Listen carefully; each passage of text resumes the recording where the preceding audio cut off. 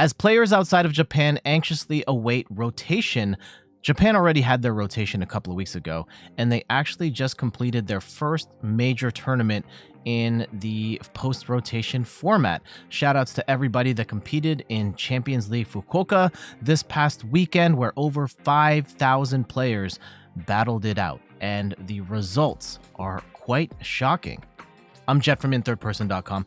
Make sure to like the video, subscribe to the channel, and let's talk about the results of Champions League and the first major post-rotation tournament. Here's a screenshot of the top 16 decks. Shoutouts to Limitless for the results here, and we're seeing a lot of new archetypes rise to the top, and we're going to go over all of the top placing versions of each archetype. I'm not going to show every duplicate here, so you're going to see a lot of Milotic here. We're going to look at one of those, but we will look at a duplicate of that Knocked Owl Ogerpon list, in the sense that we'll show Tord's list as well, because I know there are a lot of people who love Tord Reklev, and who's, admittedly one of the GOATs of this game. So we'll look at his list as well, even though it's not the highest ranking one, but there's a lot to get into here. So we're going to look at all of these at a high level and see how they tick. The first place list was a Feraligatr deck, and this is one that has been gaining some buzz in Japan for a couple of weeks now, and it's also a deck that you can play right now. There are no new cards in this deck, so you can build this right now and play against it. I actually played against it in a video that's coming up soon, and I was very confused at first, and then saw what was going on, and I was like, oh, this is a nasty deck. I don't like playing against this at all. So at the core, we have Feraligatr here, where it has the Torrential Heart ability, where once during your turn, you can put 5 damage counters on this Pokemon. And if you do during this turn, your attacks from this Pokemon do 120 more damage. So Giant Wave for 2 water energy can swing for upwards of 280 damage. That's cool, but that's not really the point of this deck. You will use this attack from time to time, but you're actually using the Torrential Heart ability to get damage counters on your side of the board, so that Monkey Dory can then move them with the Adrena Brain ability, where you can move 3 damage counters from one of your Pokemon to one of their Pokemon if Monkey Dory has Dark Energy attached to it. And there's 3 Monkey Dories in the deck, and 3 Dark Energy plus 2 Luminous Energy, so you're potentially moving upwards of 90 damage from your Feraligatrs or other Pokemon over to your opponent's side. Making this strategy even more frustrating is the number of walling/stalling Pokemon in the deck. Milotic EX can attack here. We do have water energy for it, but it's really here as a wall against Terra Pokemon, as they cannot hit through the Milotic EX, which is especially annoying because this is happening in a post-rotation format where we've lost Canceling Cologne, which would have been our way of shutting this off, and right now we don't have that, so these walling Pokemon are absolutely dominating. Another walling Pokemon in the deck is a soul copy of Mimikyu, which prevents all damage done from Pokemon EX. Yes, it also blocks damage from Pokemon V, but in a post-rotation format, there won't be any more Pokemon V, so only the EX part here is relevant. Badu is also here to item lock your opponent from turn to turn. Most likely you want to use this at the beginning of the game before your opponent can set up. That way you can item lock them and then dump a bunch of damage counters with the combination of Feraligatr and Monkey Dory. Relicanth is a sneaky tech in here, which allows your evolution Pokemon to copy its pre-evolution Pokemon's attacks. And the one you want to copy here is Totodile, where you can copy Big Bite, which does 10 damage, and during your opponent's next turn, the defending Pokemon can't retreat. So this gives you a way of trapping a support Pokemon into the active while you dump damage counters with a combo of Feraligatr and Monkey Dory. I have played against this once, and I thought it was super cool, but also super annoying. And I can see this deck definitely gaining in popularity going forward, especially since the cat's out of the bag. It just won the biggest tournament in Japan. And these are cards that you can play right now. So don't worry about this for post-rotation. You should be worried about running into this deck right now. In second place was a Goldengo Dragapult deck. This one is primarily focused on Goldengo, where you are using its Make It Rain attack to do big damage, but we also have a 2/2/2 line of Dragapult to help support. We can draw extra cards with Dracloak's Recon ability, while also having a potential snipe attack in Dragapult's Phantom Dive. In third place is a different take on the walling strategy. This one focuses a little more on Blissey, and Blissey has some interesting attributes to it. One, it's very tanky with 300 HP on a stage 1, and we can buff that even more with the Hero's Cape, bringing it up to 400 if we really wanted to go that route. We also have the Happy Switch ability, which allows us to move a basic energy from one of our Pokemon to another one of our Pokemon. In particular, using Monkey Dory as the thing you want to move energy across allows you to move extra damage counters without having an energy on all of the Monkey Dories. Could be kind of cool. And as an attacker, Blissey's not necessarily the worst. Return for 3 colorless energy, does 180 damage, and you can draw until you have 6 cards in hand. Really though, we are just trying to wall off opposing attacking Pokemon. Feraligatr EX has the Armor Tail ability where it can't get hit by basic Pokemon EX. Milotic EX can't get hit by Terra Pokemon. And then Cornerstone Mask Ogerpon can't get hit by any Pokemon that have an ability. Yes, you're going to have to potentially do some dancing here and there, moving between the different walling Pokemon, but this can be a very annoying deck to fight against as they have a lot of ways of blocking out the meta from hitting them. The fourth place deck is very similar to the third place deck. We have no Blissey in it, so we don't have that extra potential energy movement, but we have a lot of the other core pieces here. The Milotic, we have the thicker count of Milotic, we have the Farigiraf in here, and the Cornerstone Mask Ogerpon, all just trying to wall off anything that comes its way. Should also note that variations of this deck came in 6th, 7th, and 12th. We're not going to look at those other ones. They all run on the same core concept of the walling Pokemon, just trying to wall off any attacker that comes its way, so we will just use this as a reference point. One of the more innovative decks to come out of this tournament is this Noctowl Terra Box, and we actually saw a bunch of people playing this, including Tord Reklev, who we'll look at in just a sec. But the general idea of this deck is that we have the Noctowl line, which allows us to grab 2 trainer cards if we've got a Terra Pokemon in play, and we evolve up to Noctowl. So being able to cherry pick a lot of the different pieces we need in order to set up, and then we just have a bunch of different attackers that we can use in any given situation, ideally picking the right one at the right time. Teal Mask Ogerpon EX is your energy acceleration. Teal Dance allows you to accelerate an energy to the Ogerpon itself, and then you can use Energy Switch to move that energy over to another attacking Pokemon, though you could also attack with Teal Mask Ogerpon in certain cases, like if you're attacking Charizard EX, for example, that Myriad Leaf Shower will be enough to one-hit KO a Charizard, but for the most part, we are using this as a battery for our other Pokemon to get that extra energy. Helping to make our attacks on our other Pokemon a little easier is Sparkling Crystal. So potentially with the Teal Mask Ogerpon plus the Sparkling Crystal, you will be able to cover some 3 energy attacks for only 2 energy, and you just attach 1 from hand, attach 1 from Ogerpon, and then Sparkling Crystal to cover that 3rd energy in attacks that need that 3rd energy. One of the benefactors of that Ogerpon and Sparkling Crystal combo is Wellspring Mask Ogerpon EX. If you've got all of those in play, Torrential Pump can be used for just a water, a grass, and the Sparkling Crystal, at which point you're doing 100 damage to the active, and you can shuffle that energy back into the deck and then do 120 damage to the bench. That's really good sniping damage as well as hitting the active. And the big thing about Wellspring Mask Ogerpon EX is that we are in a post-rotation format that doesn't have Manaphy in it. And yes, we technically have a bench protector in Rabska, but no one's playing that card right now, which leaves the door wide open for these snipe attacks to go crazy. Pikachu EX is the heavy hitter of this deck. Topaz Bolt for a grass, lightning, and a metal does 300 damage, and you discard 3 energy from this Pokemon. Again, you can kind of short circuit that cost with Ogerpon moving grass energy over to Pikachu, and then using that Sparkling Crystal so that we're only using 2 energy to attack.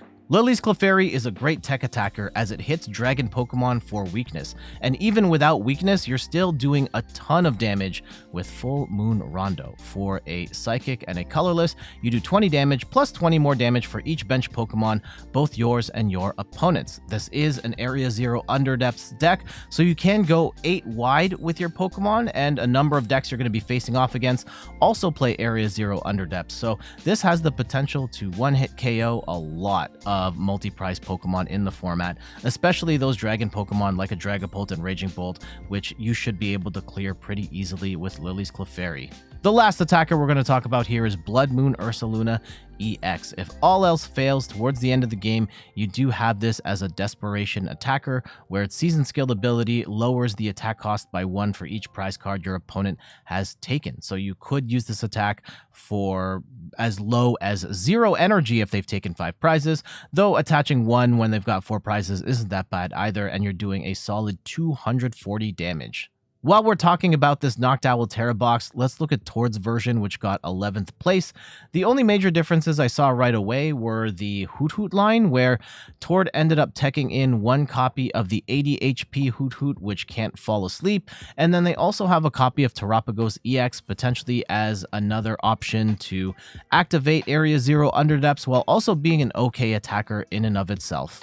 Only one Charizard deck made it into top 8, and this is one of the newer variants of Charizard that focuses on the Noctowl line, where we're using Noctowl to cherry pick the trainer cards that we need. There is no Pidgeot in here. We just go thick with the 4/4 line of Noctowl. We do have Dusknoir in here, though, as well as Terapagos EX to activate all of the Terra stuff like Area 0 Underdepths and Noctowl early. The A-spec of choice here is Maximum Belt, giving Charizard or even Terapagos plus 50 damage on EX Pokemon. I've always been a big fan of Maximum Belt, even though it hasn't always been the most popular A-spec, but I do love that for Charizard in particular. It helps you hit different breakpoints earlier in the game, making it an even bigger offensive threat.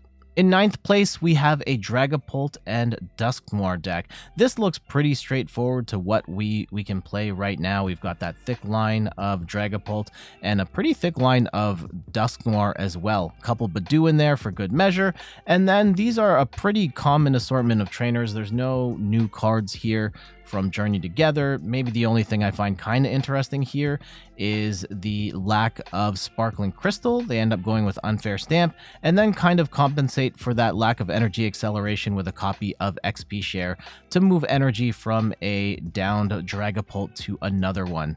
In 13th place is Raging Bolt Ogerpon, and I actually thought this would rank a little higher because over in Japan, Raging Bolt is like a top 2 deck in post-rotation play, and 13th place for this is a little disappointing, to be honest. However, Raging Bolt is still incredibly strong, able to one-hit KO pretty much anything in the game as early as the first turn of the game going second, and Ogerpon is still an amazing form of energy acceleration and draw power for the deck. But it gets a boost thanks to Area 0 Underdepths and Noctowl, where Noctowl allows us to grab 2 trainer cards of our choice and put them into our hand, and because we're playing Teal Mask Ogerpon, we get access to all of the Terra goodness right away. Raging Bolt is a deck that techs in single prize attackers, but I have not seen them tech in the basic like single prize Raging Bolt. This one has the attack Thunderburst Storm, where for a lightning and a fighting energy, you do 30 damage to one of your opponent's Pokemon for each energy attached to this Pokemon. So, I mean, more often than not, you're only going to have 2 energy on here, so you're doing 30 damage, and this seems like it's pretty much only useful for taking out Badoo. But hey, you get to take out Badoo without discarding any energy, so that's kind of a win there. This card has come up a couple times in this presentation, and I actually haven't talked about it, but we'll talk about it here. The Ditto has the Transformative Start ability, where once during your first turn, if this Pokemon's in the active spot, you can search your deck for whatever basic Pokemon you want to actually start in the active, and then put that in the active, and then just discard the Ditto instead. So just giving you a little more consistency, getting you that right Pokemon in the active spot. In 14th place, we see our first deck that has a whole bunch of new cards, and this is En's Zoroark. Zoroark is the focal point of the deck, it has the trade ability, which allows you to discard a card and draw 2 cards. It's pretty much the Curly ability that we see right now with Refinement that's going away very soon. And it has the Night Joker attack, where for 2 dark energy, you can choose one of your benched Ends Pokemon's attacks and use it as this attack. One of the Pokemon you can copy is Ends Reshiram. You can copy Powerful Rage, which does 20 damage for each damage counter on this Pokemon, so theoretically you could potentially get into one-hit KOing anything in the game if you tank a hit first. And then we also have Virtuous Flame for 170 damage. 170 is not ideal. You will be taking out Pokemon like a Squawkabilly for 2 prizes, but 170 is going to be short of a lot of EX attackers in the game. But we do have some extra shenanigans we can run with Pecharunt and Binding Mochi, where Pecharunt EX can switch your Zoroark into the active and also poison it, and then Binding Mochi you can attach onto the Zoroark, allowing you to do an extra 40 damage. So that turns your 170 damage attack into 210, which is a lot better, and you're going to be taking out Pokemon like a Fezandipiti EX or a Tealmask Ogerpon in one hit. You could also copy Darmanitan's attacks, where Backdraft does 30 damage for each energy card in your opponent's discard pile. This is very situational, like you will body a Cerulege player with this attack, but really you're using it for Blaze Ball Cannon, where for 2 fire and a colorless, you do 90 damage to the active and 90 damage to one of your opponent's bench Pokemon. Now, Zoroark could copy this attack, but this deck also has copies of Reversal Energy, where if you're behind on prizes, you can attach this to a non-rule box evolution Pokemon, and then you can just attack with this. So for 1 attachment, Darmanitan can do that Blaze Ball Cannon attack for 90 to the active and 90 to the bench. A couple of other techs included in the End package is Ends PP Up, which allows you to attach a basic energy from your discard pile to one of your benched Ends Pokemon, so we will be using this to power up the Zoroarks. We also get Ends Castle, which allows Ends Pokemon to have free retreat. This is particularly helpful if you need to power up a Zoroark and you need to keep it on the bench first so that you can play Ends PP Up to get the energy on the Zoroark, and then you can pivot into the active with that now charged Zoroark to attack. This one is a Terra deck with the Noctowls cherry-picking trainer cards, and the focal point of this deck is Flareon EX, where it's got 2 really good attacks. Burning Charge for a fire and a colorless does 130 damage, and you search your deck for 2 basic energy cards and attach them to one of your Pokemon. Then shuffle your deck, so 130 is going to take out some smaller Pokemon, but the energy acceleration is very good, especially if you're powering up another Flareon on the bench, where you can now do a attack Carnelian? I don't know how to pronounce that. The second attack for a fire, water, and lightning does 280 damage, and during your next turn, this Pokemon can't attack. 280 is a really strong number. You're taking out a lot of Stage 1 EXs, as well as pretty much every basic EX as well. So really strong damage there. And if you can set up potentially 2 Flareons to pivot back and forth and swing for multiple turns in 280, that's fantastic. 1 copy of Black Belt's Training increases your damage by 40 to Pokemon EX. So now that 280 is actually doing 320, which is a magic number for a number of Stage 2s that you could be taking out, including Dragapult EX. We also tech in a single copy of Leafeon EX, where 1, we can hit certain dark-type Pokemon or other Pokemon for weakness. We also have access to cool attacks in Verdant Storm, where for a grass and a colorless, you do 60 damage for each energy attached to all of your opponent's Pokemon. There are certain decks that will get punished by this, certain decks won't, but its other attack, Mossagate, for a grass, fire, and a water energy does 230 damage, and you heal 100 damage from each of your benched Pokemon. 230 is going to be enough to take out a lot of the big basics in the format, and healing 100 damage is not that bad either. The final deck we're going to look at is the 16th place Goldengo Dunsparce deck. Now, we all know what Goldengo does, swinging for massive damage with Make It Rain while also drawing cards, but we also get an extra boost of draw power with the Dunsparce, where its ability allows you to draw 3 cards, and then you shuffle into Dunsparce and any cards attached to it back into your deck. So it is a way of drawing extra cards while being able to reuse that engine by just resetting it up on your bench. There we go. That's a look at the top 16 decks in our first post-rotation tournament. Shoutouts to everybody in Japan that competed at that 5,000 player tournament, showing us a glimpse of what the post-rotation world is going to be going forward. Definitely concerning to me personally, as someone who doesn't like fighting against control decks and walling decks, to see the walling decks going absolutely crazy right now. The lack of canceling Cologne has really opened the door for those decks to shine. So I'm very curious to see how the meta responds to all of these sort of walling decks taking over the game. But for now, I gotta get going. Thank you so much for watching. You can find me on all the things: YouTube, TikTok, Twitter, and Instagram at In Third Person. In particular, I've been doing a lot of post-rotation coverage on this very YouTube channel. We've done previews for Charizard, Dragapult, Gardevoir, Archaludon, and many other decks, including a number of decks that are not looking good post-rotation. So subscribe to the channel, go to the video section, and look at all of those videos as well if you're interested in post-rotation content. Check out my Twitch over at In Third Person, where I stream the Pokemon trading card game every Sunday at 10 a.m. Drop by, say hello, and check out the website, inthirdperson.com, for more articles and videos on video games, board games, and other nerdy pursuits. So until the next one, I'll see you later. Bye-bye.